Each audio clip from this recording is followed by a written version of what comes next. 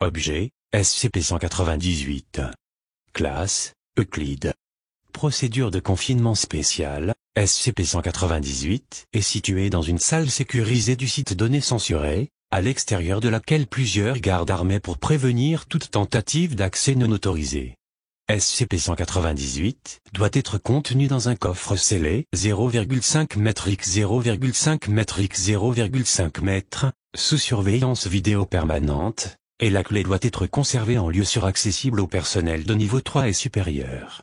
Aucun membre du personnel de la Fondation n'est autorisé à prendre le SCP-198 en main. Toute manipulation de SCP-198 est à effectuer via des moyens robotisés ou par des membres du personnel de classe D. À la lumière des incidents 198A et 198B, l'objet est désormais de classe Euclide et le protocole de confinement 198 a été établi. Le coffre contenant SCP-198 doit désormais être déposé sur une balance digitale reliée à un système d'alarme dont des générateurs de secours se trouvent dans la salle de confinement. Toute variation de poids indiquera une brèche de confinement et le directeur du site devra immédiatement mettre en œuvre le protocole de confinement 198 détaillé plus bas. Description: SCP-198 a pris de nombreuses formes depuis sa récupération par la Fondation en données censurées. L'objet a notamment été observé prenant la forme d'une tasse en polystyrène, d'un verre à bière de la marque données censurées, des canettes de soda des marques données censurées, un verre à shooter sur lequel était inscrit une tequila, 2 tequilas, 3 tequilas, parquet. Une bouteille d'eau en plastique et données supprimées. Ces formes apparaissent toujours partiellement emplies du liquide qu'elles sont censées contenir. Actuellement, SCP-198 apparaît en tant qu'un mug café en porcelaine blanc rayé de bleu. Aucune marque d'artisan, ni aucun détail ne sont notables à propos de cette apparence. L'objet a résisté à toutes les tentatives de destruction ou d'échantillonnage en vue d'analyse approfondie. Lorsqu'il n'est pas actif, SCP-198 peut contenir 240 ml de liquide, comme toute tasse de café standard. Le comportement anormal de la tasse ne se manifeste pas à moins qu'un être humain vivant prenne SCP-198 dans la main. Approximatif 2 à 5 secondes après la récupération de l'objet, il se liera instantanément à la main de son porteur, grâce à un procédé inconnu mais douloureux. Les sujets de test ont rapporté une douleur semblable à une brûlure, bien qu'aucune chaleur n'ait été détectée par les observateurs ou les instruments de mesure. L'utilisation de gants ou d'autres barrières physiques entre l'objet et la main n'empêche pas le processus de lien tant que le sujet peut prendre le SCP-198 en main. Des tests ont révélé que le lien est réalisé à échelle moléculaire et est permanent jusqu'à la mort du sujet. À ce jour, aucun moyen de briser le lien n'a été trouvé, y compris couper les doigts ou la main, car toute blessure, quelle que soit son ampleur, au-delà du poignet du porteur, est instantanément soignée. Des tests consistant en la vérification de la portée du soin jusqu'à l'épaule du porteur sont actuellement en demande d'approbation. Une fois le lien effectué, tout liquide à l'intérieur de SCP-198 disparaît, et le conteneur commencera inexplicablement à se remplir avec un matériau fluide ou semi-fluide, s'arrêtant une fois SCP-198 rempli. Le contenu diffère en fonction du sujet, mais a toujours été un fluide corporel ou une sécrétion humaine. Les instances ont comporté de la salive, de la sueur, du sang, de la bile, du mucus, de l'urine, des matières fécales ou encore données supprimées, ainsi que des combinaisons de 2 ou plus de ces composants.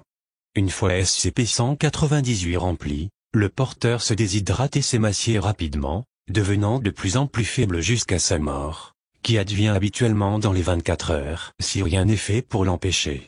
L'ingestion de nourriture ou boissons standard ou de nutriments enrichis n'inverse pas et ne ralentit pas le processus. Les tests ont révélé que le seul moyen de nourrir le sujet est la consommation du contenu de SCP-198. Toutefois, le taux de déshydratation et d'émaciation restant le même, le sujet doit quasiment constamment consommer les sécrétions contenues dans le verre pour rester en vie.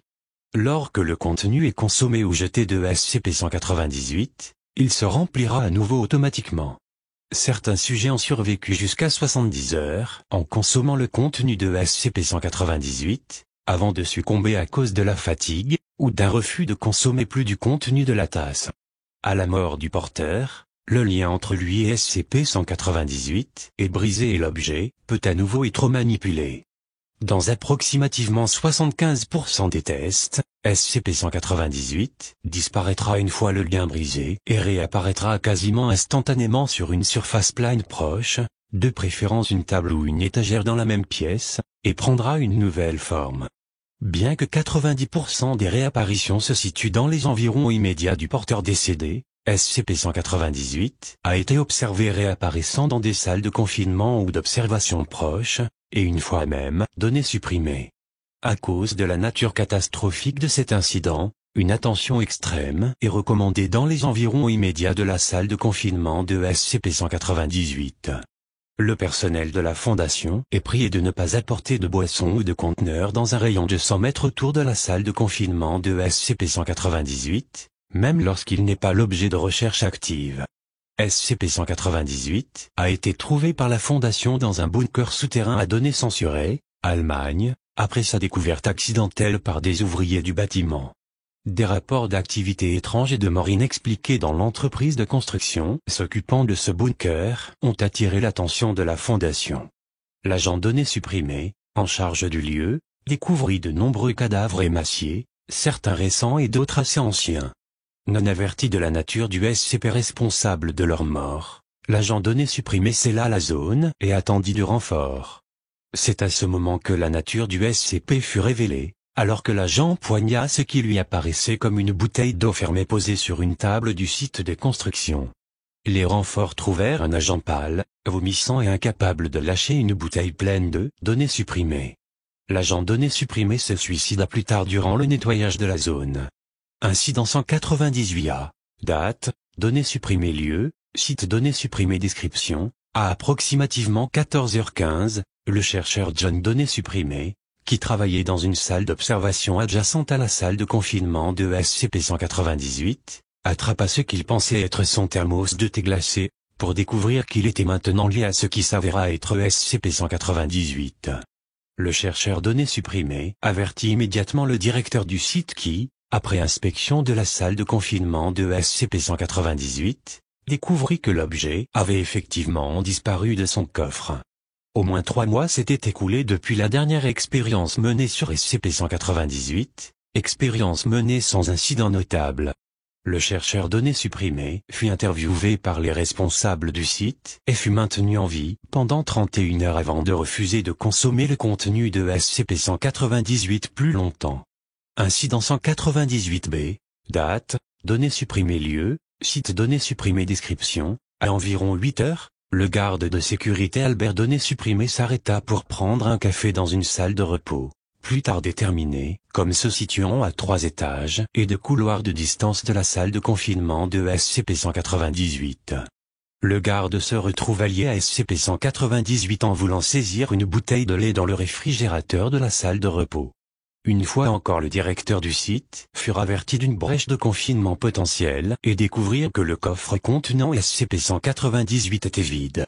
Le garde fut interviewé et préféra se suicider plutôt que de consommer le contenu de SCP-198. Immédiatement après l'incident 198B, le directeur du site décida de monter l'objet en classe Euclide et créa le protocole de confinement 198 afin de gérer les brèches de confinement futures. Protocole de confinement 198.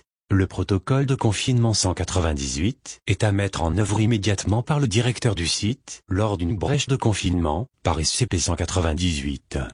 Si l'alarme attachée à la balance postée dans le coffre contenant SCP-198 sonne, le site barre verticale interrompu doit être verrouillé. Le personnel doit éviter tout conteneur et évacuer le bâtiment jusqu'à la sécurisation de SCP-198. Coucou, avant de finir la vidéo, je vais vous passer une vidéo de SCP-198 humoristique. Pour mieux expliquer le procédé de 198. We interrupt this program for an emergency broadcast.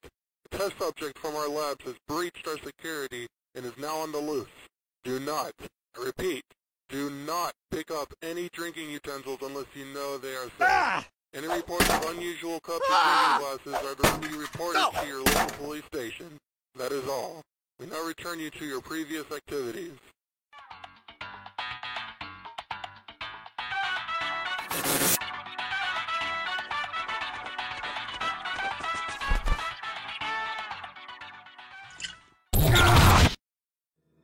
Holy shit! Oh my god, it's piss!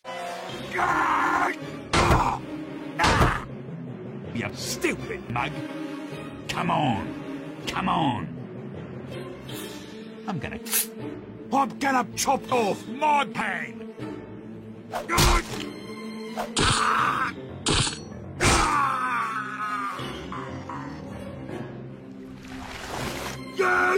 You little piece of shit! Medic! Help me! I promise I will heal you. Uh-oh. All right. This is actually really bad. Come on, Doctor, help me! All I can tell you is that you are... I can't. You have to think your ass to live. Peace, peace, peace, peace, peace, peace, peace, peace, peace, peace, peace, peace, peace.